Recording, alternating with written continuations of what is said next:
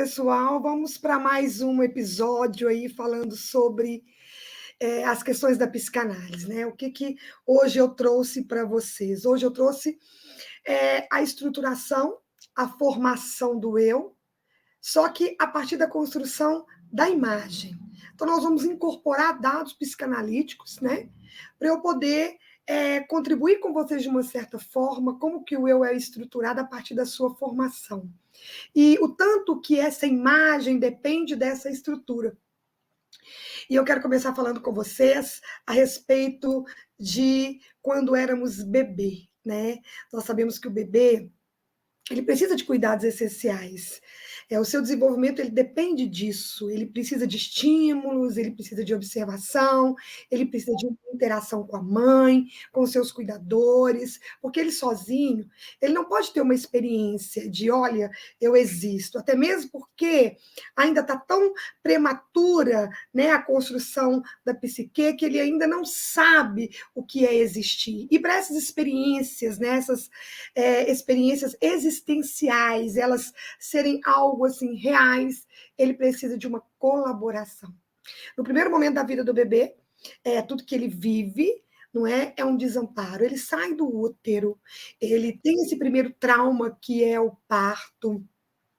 Depois ele começa a sentir algumas coisas que intrauterino ele não sentia, né? Ele sente fome, ele sente frio, não é assim? Ele tem algumas necessidades e ele passa por uma falta, né? Que é aquela falta, a primeira falta dele que é da unidade corporal, a falta do corpo da mãe. Né? Então nesse primeiro instante, como o bebê ele precisa desse laço materno, dessa construção de vínculo e nesse primeiro momento ainda, logo recém-nascido, ele ainda acha que ele é parte da mãe, ele ainda é uma continuidade da mãe, ele precisa, então, que esses laços sejam bem estreitos e estabelecidos. Então, a importância do vínculo materno começa logo na sua construção com a mãe.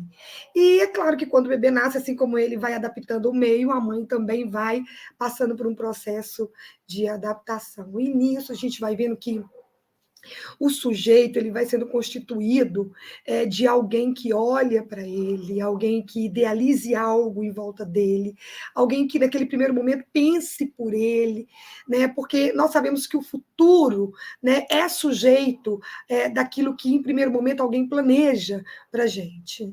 E o bebê ele precisa que alguém faça isso por ele. Então os cuidados começam aí. E aí aquele primeiro contato da mãe, que a mãe tenta sanar as necessidades principais do bebê.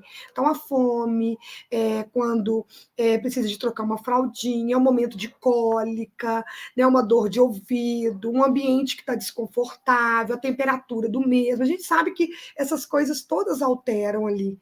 Né? São muitas particularidades nesse início que precisa de uma adaptação. E aí a gente pode parar para pensar se esse filho pode ser para sua mãe uma referência. Pode. Pode ser motivação, pode ser para a mãe uma referência, né? A criança em si ela vai se apoderando da imagem que é constituída através do olhar da mãe com o bebê. Por isso que é tão importante esse momento em que a mãe está sozinha com esse bebê, em que ela está amamentando, alimentando, colocando para dormir, porque esse olhar dela com o bebê ou do seu responsável, essa pessoa que faz essa função materna, é importante. Né? O outro faz a ideia de que essa matriz, né, mãe, que é uma possibilidade do ser, do existir do filho, pode ser, inclusive, para essa mãe, um objeto maravilhoso. Porque a mãe, na verdade, tem uma troca de relação com esse bebê. Né? A mãe começa a ser também um objeto de desejo, assim como o seu filho também é. Um objeto supérfluo ou algo que ela deseja, um objeto onde ela talvez condensa ali algumas coisas que ela vem sentindo, porque a gente faz essa busca através daquele ser que pertence a nós, pertencimento, até o momento, né? A gente diz é nosso filho, né? Não que eles sejam sempre nossos, serão sempre nossos, mas naquele momento é quem depende da gente. E com toda a nossa construção, porque nós estamos falando de um adulto em relação a uma criança, mas um adulto que também já foi criança, né? Ou ela pode condensar coisas muito felizes, alegres, como também uma mágoa dirigida, né? Algo que vem ali, talvez, numa implicância de um sentimento desconfortável. Então, olha a responsabilidade, saber que esse bebê ele vai carregar o afeto do seu cuidador, da sua cuidadora. E um objeto que sobrevém de um momento que ele pode ser mau ou um momento que ele pode ser bom. Por isso que é muito importante que um bebê seja planejado. Se ele não foi planejado, é muito importante que a partir da concepção desse bebê, né, dessa surpresa de vir alguém, um outro ser a partir de mim, a partir dessa pessoa, ela seja então idealizada, sonhada. Ah, não foi planejado, ok, mas agora eu sei que existe, que tem, que vai acontecer, que vai nascer, então eu preciso de pensar diferente. Idealizar um novo, né? E é a imagem que feita através dessa estruturação, né, pelo olhar materno inicialmente, que recobre tudo que constitui o corpo desse indivíduo e o que vem depois, né? Toda a dimensão que ele tem de mundo no primeiro momento é aquilo que a mãe passa para ele. Então aí vem a imagem, o inconsciente que a mãe recobre, né, que ela tenta ver o seu filho como algo que ela decidiu e que ela vai ter que contribuir para o futuro dele. É uma marca que importa sim. Enquadra, inclusive, a posição no mundo do que ele vai ter pela vida fora. Então, o filho nasce primeiro numa projeção de alguém, do outro, né? É algo idealizado antecipadamente, né? Então, entra aí as questões, inclusive, do desejo, não é uma miragem antecipada do seu erotismo, porque vem assim esse desejo, uma vez que nós somos sujeitos do desejo, uma vez que nós somos sujeitos do prazer. Desde que nascemos, nós somos incentivados a essa proposta de que eu preciso ser estimulada a algo novo, estimulada num todo, né? Eu tenho que ser um sujeito, inclusive, de resposta, eu tenho que estar o tempo inteiro numa posição de retribuição, porque é isso que acontece, e que essas retribuições, né, elas sejam gratificadas. Eu acredito que essa imagem também, essa estruturação dessa imagem, ela também precisa dessa articulação, dessa retribuição. O nosso corpo é o início dessa articulação entre o real, aquele organismo que é vivo, uma coisa que venha se incorporar de alguém que convive comigo, uma idealização de alguém, uma expectativa, e também é daquilo que eu vou construindo em mim mesmo, que mais tarde, à medida que eu vou trazendo conhecimento de mundo, eu vou conseguindo mensurar a partir do que eu sou feito, né? Talvez pelo efeito do olhar, da voz, não é, de um conjugal, de um lar, de uma dinâmica de rotina, mas eu sou esse sujeito construído a partir daí. E a minha imagem, ela se condensa nessas partes, né, formando a minha estrutura. Então, a natureza, que nós não temos acesso, né, não nos pertence. Então, a realidade, para aqueles que querem tomar um discernimento maior de tudo que é uma realidade para a gente, eu posso mensurar que a realidade é uma representação de alguma coisa que já existe. É uma representação de uma ideia que eu faço, uma representação de algo que eu vi, que eu presenciei, que eu escutei, que eu participei. Eu posso até dizer que essa representação faz parte de uma condição humana. Né? Então, quando eu paro para olhar, para perceber que tudo começa através de um olhar, né, eu começo a entender que essa troca eu vou buscando pela vida fora. Nós vamos buscando essa troca do olhar pela vida fora, né, em busca de alguém que nos note, alguém que nos perceba. Esse olhar, ele é real. Né? Lacan fala que no campo escópico eu sou olhado. Então, quer dizer, sou um quadro. Né? O olhar está no outro e me determina no campo do visível, aquilo que eu sou. Lacan falava isso. Não é como se eu estivesse sendo observado. Lá no seminário dele, lá 110, né? Onde ele fala no mimetismo animal, né, onde ele quer nos ensinar que o sujeito está inserido num quadro, né, que encontra um lugar para ele, num olhar, não é, no fisgar de um gozo, está tudo dentro do nosso campo de desejo e de ação. Então, eu quero dizer que nós passamos por um processo de que, em algum momento da vida, a gente vai buscar essa aprovação do outro. E quando que eu devo buscar a aprovação em mim mesmo? Essa aprovação em mim mesma é quando eu começo a me conhecer e saber que o que tinha do outro para contribuir em mim, em tempo de construção, já aconteceu. Agora eu preciso de me aceitar, me descobrir, de vivenciar aquilo e ver os prazeres que me implicam, né? Nós passamos por passagens necessárias. Por isso que é importante o lugar na vida da mãe, o lugar na vida do filho, né, o lugar na vida do pai, desses cuidadores, essa proposta de completude materna, né, essa mãe suficientemente boa, como diz o Winnicott, ela é muito importante para esse início da vida, porque nós teremos essa continuidade, nós vivemos para a posteridade. E como eu configuro essa trama da minha estrutura, eu falo que é um indicador de tempo, né? Aquele momento ali da incubadora, né? Onde a mãe e o pai, naqueles primeiros entrelaces da vida, é como se incubasse aquele filho, né? E essa incubadora ela passa esse olhar de espelho. Volta para aquele que segura, trazendo segurança, aquele que suporta, dando suporte, aquele que sustenta, sendo sustentado, né? Então, o adulto ele tem que ter essa consciência de que ele está ali como uma referência, né? E ele vai ser uma forma de uma representação grande depois na vida desse outro, né? Para que seja obtido de uma certa forma, né? Uma vida adulta através de uma reprodução que seja saudável. Agora, o que eu levo do outro, o que a partir do outro eu vou construindo de mim mesma, é aquilo que também vão me incentivando a ser. Por isso que é tão importante a gente deixar que as pessoas percebam o mundo, né? A imagem que eu vejo no espelho, eu faço uma leitura dela. A imagem que você vê de mim, você tem a sua leitura particular. Você verá coisas em mim que eu não consigo compreender, talvez por algumas coisas inconscientes que eu tenho em mim. Então, essa imagem que eu vejo, que é a minha estrutura, né, que talvez é diferente do que o outro vê em mim quando ele me olha, não é? É tão importante ser compreendida, por isso que nós temos visões, linguagem do corpo, né? Nós precisamos, de alguma forma, pegar toda essa angústia lá do primeiro início, daquele primeiro ciclo, né? Daquele parto, daquela primeira adaptação, e colocá-la em algum lugar. Em algum momento eu vou precisar de me aliviar daquilo, daquela tensão, não é? Onde a minha respiração mudou o formato, não é? Antes lá, envolvido, né, envolto num líquido, agora aqui, né, com esse ar atmosférico. Pensa, então toda a minha construção de organismo, eu falo desse corpo biológico, passa por uma transformação, e a minha mente tem que compreender isso. Agora, eu sei que meu cérebro é inteligente, né? Ele vai acompanhar as transformações, mas eu não sei se vocês concordam comigo, toda transformação, ela gera um conflito, né? E esse conflito nós vamos ter que resolvê-lo depois. Então, do ponto de vista de estrutura do indivíduo, que Lacan fala de estádio do espelho, por exemplo, ele fala do momento crucial, onde a criança toma consciência do seu corpo, né?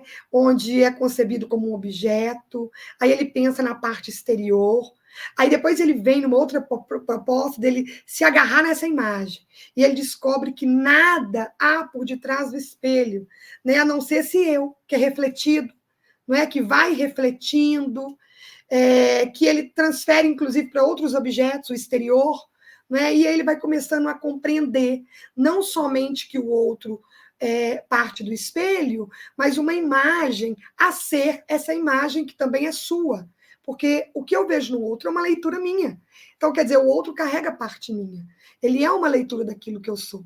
Todas as vezes que eu olho para alguém e eu mensuro alguma coisa, eu vejo que esse outro carrega a minha interpretação. Então, tem nele algo meu. Algo que, na verdade, eu coloquei, porque eu compreendi assim. Não é? Então, é muito peculiar essas compreensões. Mas é bonito saber que nós não podemos ficar sozinhos, que é importante a gente ter alguém, que nós não podemos ficar isolados o tempo inteiro, que nós precisamos, de alguma forma, estar inserido num contexto social, e que nós passamos por transformações culturais, que nós convivemos com pessoas diversas, nós lidamos com o diferente o tempo inteiro.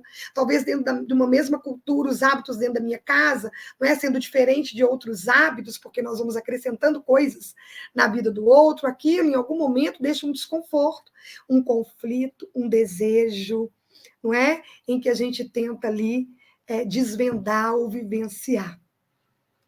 Bom, a criança, ela percebe na imagem uma forma que antecipa uma unidade corporal, né?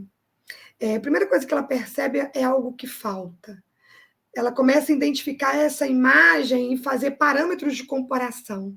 É coisa natural, ela precisa de passar por esse processo. É inauguração de um reconhecimento, né? É o inconsciente permitindo que institui o outro nela, o eu, os objetos. Então, essa imagem, que a primeiro momento parece desconfigurada do corpo, né, assume uma forma, né, que nós chamamos de eu, porque é como se fosse um quebra-cabeça, vai se juntando, e ali vai se formando uma armadura, uma identidade, né, vai formando um composto, né, que está ali, se formando para viver. E aí cria-se assim também todo o seu desenvolvimento mental. Então, o nosso desenvolvimento mental, assim como o corporal, está implícito no desejo materno, né? Que é a primeira condição de entrada do sujeito num discurso que é dele, a vida que é dele, esse ser, né? Que primeiramente tudo que ele é o que a mãe deseja para ele, né? E que futuramente ele representaria isso. Então, o futuro, esse sujeito, ele vai pegar todo esse aprisionamento excessivo dessa primeira instância de vida e vai reproduzir essa primeira instância. Então, ele vai carregar algumas dificuldades, e principalmente no relacionar. Por isso que algumas crianças têm dificuldade em relacionar. Então, quem foi essa mãe nesse primeiro contato com esse filho logo que ele nasceu? Que imagem ela está ajudando esse menino a formar? Não é? Então, primeiro ele passa por essa construção de um só, mas depois ele precisa de se enxergar separado de sua mãe. Porque é natural onde ele vai descobrindo o mundo. E que mundo é esse? O mundo que a própria mãe apresenta para ele. O mundo que a própria mãe é como se essa figura materna desse permissão para que ele visse, permissão para que ele vivesse, permissão para que ele continuasse, permissão para que ele descobrisse novas possibilidades, não é? Tanto que aquela mãe que é muito reprimida, esse menino tende a viver um medo, não é, durante sua vida. Não é aquela mãe que está sempre ali tolhindo, privando, reivindicando situações, impedindo que ele exerça autonomia. Pensa, né, os quadros futuros que pode vir através dessa personalidade. Por isso que em determinado momento é necessário um corte. E quem cumpre essa função com auxílio da mãe, quem exerce a função paterna. Por isso é necessário um corte. O pai vai cumprir essa função do corte. Então, para perturbar mesmo aquela paz entre a mãe e o bebê, esse desconforto. Mais tarde, ele vai conseguir lidar com outros desconfortos, porque o pai, nesse primeiro momento, soube entrar e fazer o papel no momento certo, que é aquele momento em que a criança ela percebe, olha, eu não sou mais continuidade da minha mãe, não é? Puxa vida, tem outras coisas além dela, e ela já me mostrou que seja um brinquedo, né, um irmãozinho, um primo, o próprio pai. Então, precisa de passar por essa construção desse bebê com o ambiente, com as pessoas que cercam, né? Então, toda relação de dualidade, ela primeiro vem imaginária, né? E depois ela vai começando a ser fantasiada. E aí ela vai vivendo, através desse simbolismo, toda a realidade. Então, cria um mundo fechado ali. E depois ele vai vendo essas existências que vão surgindo como se fosse um jogo, não é? Tanto que há uma disputa. Há uma disputa de espaço, há uma disputa de pessoas, há uma disputa de poder entre os pais e o filho, e essa trama ela continua pela vida fora. Então, a entrada do pai desfaz a relação imaginária que a criança tem com a mãe, né? Porque abre espaço para o outro. Opa, mais alguém entrou aí. Não é? Esse universo já não tem mais essa dualidade, esse universo tem outras coisas. Inclusive, está introduzindo nesse universo uma cultura, uma linguagem que é própria, principalmente da família, de como a família foi constituída, não é? Porque aí a mãe e o pai traçam as suas identidades, não é assim? E vai construindo ali nesse filho algo que é singular, que é novo, porque pega partes de ambos ali e vão construindo algo que seja descoberto ao longo dos anos pela família, não é só por um. Né? Então, olha, sem a intervenção desse simbólico, né, a relação pode tornar uma patologia, por exemplo. Alguém precisa de fazer essa castração, senão vira, por exemplo, uma relação patológica, abusiva entre mãe e filho. Né? Aquela ideia de que eu tive filho para mim, né? Nós precisamos de desconstruir isso, porque a pessoa precisa de crescer e ter sua vida própria, construir sua história no mundo, não é verdade? E não viver à sombra de alguém. Nós vamos orientar, claro, nós vamos orientar, nós vamos mostrar o que já aconteceu conosco, nós vamos ajudar, inclusive, a percorrer alguns caminhos, né, desconfortáveis, enfrentar alguns conflitos, mas nós não podemos fazer isso por eles. Nós temos que deixar com que os nossos filhos, as nossas crianças, nossos adolescentes, eles saibam enfrentar isso. É a tradução do desejo, né? Que primeiro é o desejo da mãe pelo pai, que introduz na vida do filho, aí vem todo um funcionamento de uma via de muitos significantes, porque o que a gente faz na vida é nomear as coisas, dar sentido para elas, tudo tem um significado.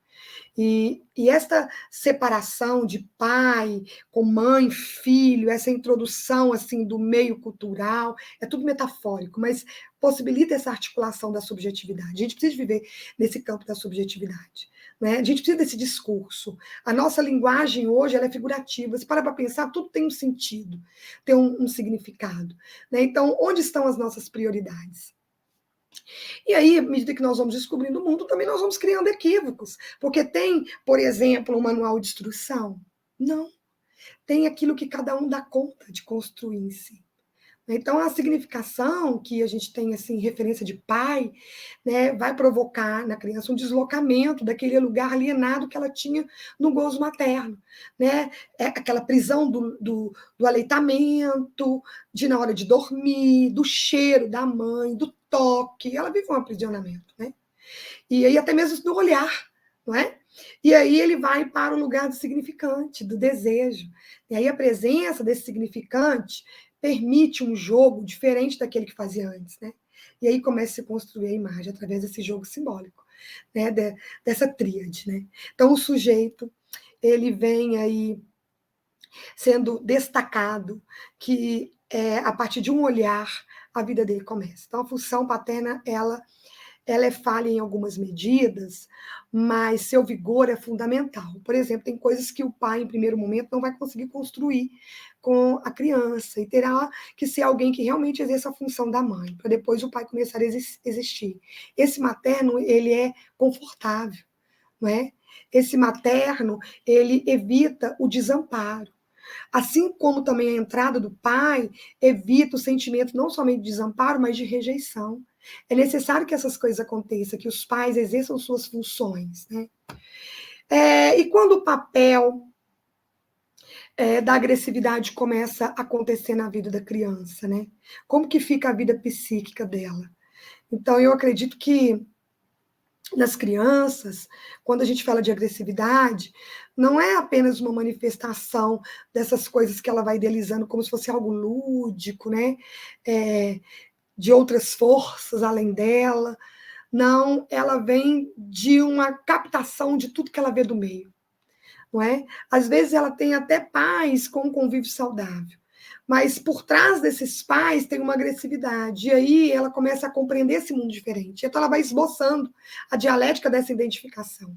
Por isso que é perigoso a gente deixar os nossos filhos em qualquer lugar, mesmo que seja por pequenos instantes, se eu não sei aonde, né, a procedência, quem são essas pessoas, o que eles vão mostrar para o meu filho, mesmo quando ele ainda não sabe fazer a leitura ideal, onde ele apenas vai agir por instinto e sentir. Não é? A origem fundamental de uma agressividade começa aonde a criança começa a ler que o desconforto existe e não tem ninguém por ele. Não é assim? Onde ela vê um lugar de ameaças, não é? Ela começa a ser frustrado e não vê nada além disso. Por isso que é saudável ter frustração, sim, mas é saudável também mostrar que após a frustração, o tentar é saudável e que algo novo pode acontecer e que agora pode acontecer que o seu desejo seja realizado, não é? Então, quando a gente fala de agressividade, a gente está focalizando numa ruptura de identificação imaginária.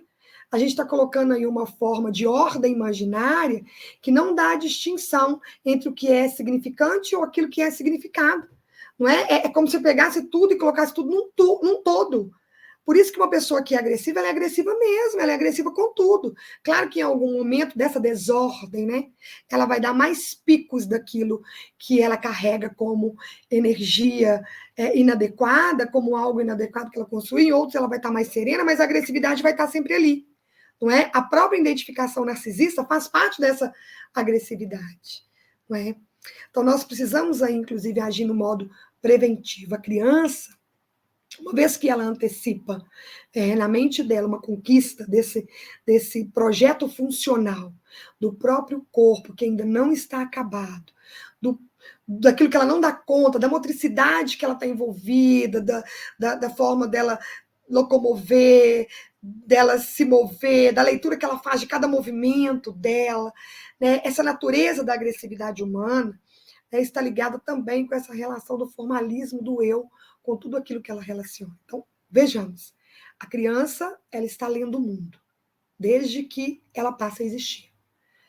O indivíduo humano, para existir, ele precisa se fixar numa imagem, não é? Ele precisa de, em si mesmo, se ver no outro. Então, até esse ponto de agressividade, em alguém ou em algo ele viu. E daí ele tira a forma de onde se origina essa parte de organizar a vida. As emoções, os sentimentos. É uma preocupação dos cuidadores fazer com que essa primeira infância ela seja uma infância singular, uma infância produtiva. Faz parte aí dos seus cuidadores fazer com que essa primeira infância ela seja o norte para a vida adulta. Não é? Porque quem eu sou hoje adulto? Quem eu fui lá na primeira infância? Quem eu era na primeira infância? Um espelho de quem? Quem eu fui na primeira infância? A leitura que eu fiz de quem? Daquela pessoa que representou a mãe, que representou o pai. Eu tinha ali os meus significantes, né? Através desse simbolismo, eu trouxe para o meu imaginário algumas situações. Eu vivia essa proposta de competitividade entre eles, que foi saudável. Então, hoje eu sou uma pessoa que corro mais atrás, sou mais passiva, mais ativa, suporto mais, sujeito mais, né? Ou sou aquela pessoa que eu estou sempre proativa, que eu sei falar não, que as coisas não me vencem com facilidade, eu sempre quero buscar mais. E aí eu começo a fazer uma leitura de mim hoje. E eu penso que eu sou isso tudo que eu fui lá na minha primeira infância, porque partiu dali. Quem era por mim naquele momento, né? Quem eram os guerreiros que faziam parte dessa minha construção? Olha que coisa linda. Então, eu encerro aqui convidando vocês a fazerem uma reflexão de quem vocês são hoje. Quem vocês são hoje, naturalmente, quem vocês foram na primeira infância, né? E que, consequentemente, quem foram as pessoas que tiveram contato com você nessa primeira infância, que ajudaram a construir cada um de vocês. Fazer uma leitura. Quem são essas pessoas? Quem foram as pessoas de primeiro contato? Quem ajudou nessa primeira adaptação com o mundo? Quem te apresentou o mundo? Quem te apresentou as pessoas, os objetos à sua volta? As coisas mais simples. Uma cantiga de niná, não é?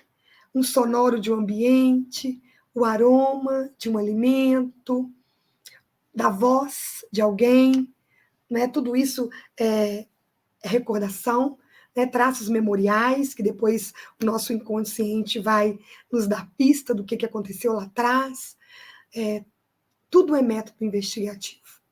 Né? Então, eu convido vocês a fazerem uma reflexão. Para quem tem filhos, reflita 2 vezes mais. Para quem não tem e queira se conhecer, reflita nessa primeira proposta, busque saber como foi, e aí você vai tirar, através das suas próprias conclusões, quem de fato, né, você começou a ser lá atrás.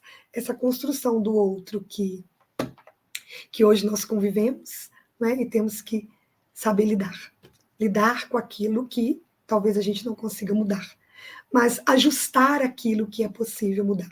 Então, um abraço para vocês, boa sorte em tudo que fizerem, façam tudo consciente e, olha, vamos minimizar as falhas. Como? Aprendendo a fazer uma leitura de si mesmo. Até mais.